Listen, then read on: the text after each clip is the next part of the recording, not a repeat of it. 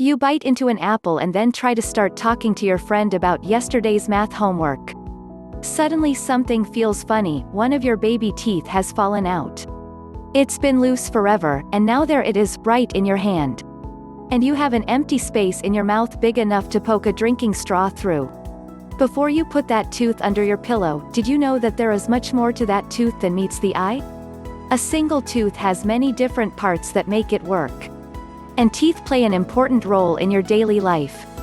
They not only let you eat stuff like apples, they also help you talk. So let's talk teeth.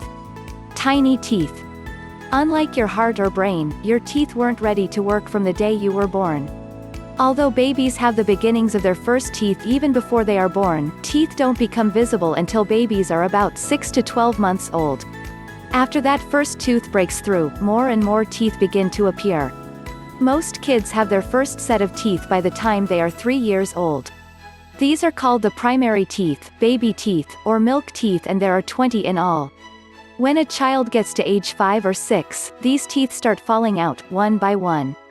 A primary tooth falls out because it is being pushed out of the way by the permanent tooth that is behind it. Slowly, the permanent teeth grow in and take the place of the primary teeth. By about age 12 or 13, most kids have lost all of their baby teeth and have a full set of permanent teeth.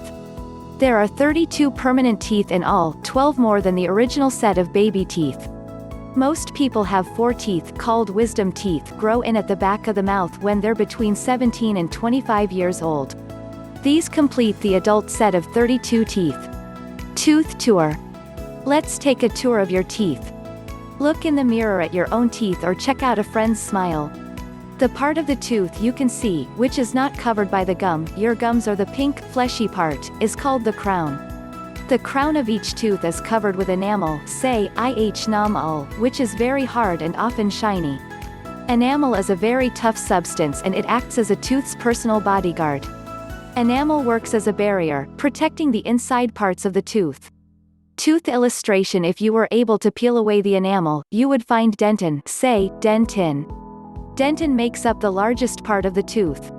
Although it is not as tough as enamel, it is also very hard. Dentin protects the innermost part of the tooth, called the pulp. The pulp is where each tooth's nerve endings and blood supply are found.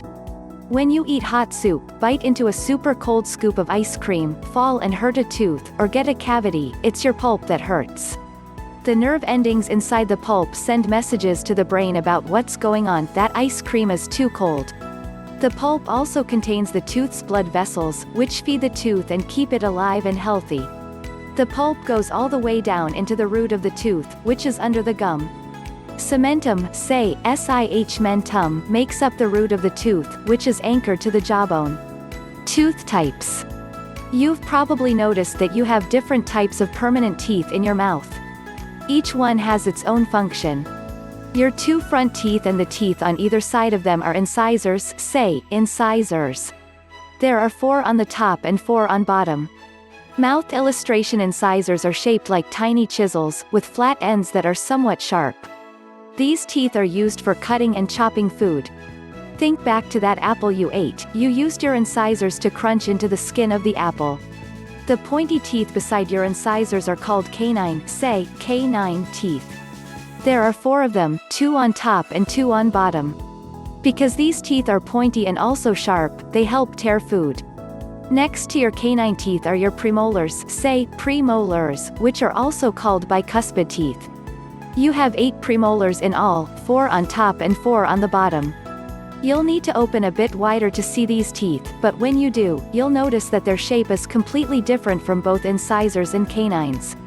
Premolars are bigger, stronger, and have ridges, which make them perfect for crushing and grinding food. If you open your mouth really wide, you'll see your molars, say, molars. You have 8 of these, 4 on the top and 4 on the bottom. Sometimes these are called your 6-year molars and your 12-year molars because that is around the time when they come in. Molars are the toughest of the bunch. They are even wider and stronger than premolars, and they have more ridges. Molars work closely with your tongue to help you swallow food. How? The tongue sweeps chewed up food to the back of your mouth, where the molars grind it until it's mashed up and ready to be swallowed. As we mentioned earlier, the last teeth a person gets are wisdom teeth. These are also called third molars. They are all the way in the back of the mouth, one in each corner. Wisdom teeth may have to be removed because they can cause problems in a person's mouth. Some people believe that wisdom teeth may have been used by people millions of years ago when humans had larger jaws and ate food that needed a lot of chewing. It's believed that they're called wisdom teeth because they come in later in life, when a young person is becoming older and wiser. Tooth talk. Your teeth are great for chewing, but you also need them to talk.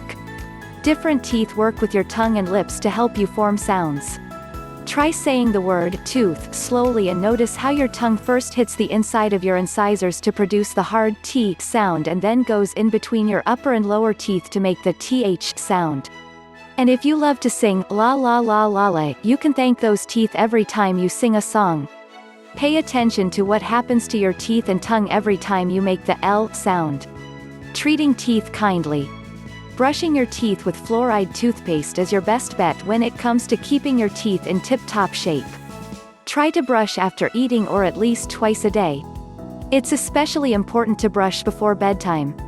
The best way to brush your teeth is in little circles, go around and around until you have covered every surface of every tooth. Brush up and down, rather than side to side.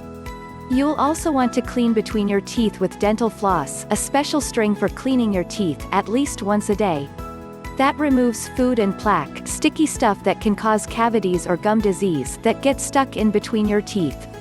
You can also brush your tongue to help keep your breath fresh. Your dentist may suggest that you use an alcohol-free mouth rinse. It's also important to visit your favorite tooth experts, your dentist and dental hygienist. During your appointment, they'll look out for any problems and clean and polish your teeth. Sometimes the dentist will take X-rays to get a better picture of what is going on in your mouth. You also might get a fluoride treatment while you're there. In between dentist visits, you can prevent problems by eating fewer sugary snacks and sugary drinks, such as soda. Sugar can hurt your teeth and cause tooth decay or cavities. But if you take care of your teeth now, you'll be chewing like a champ for the rest of your life.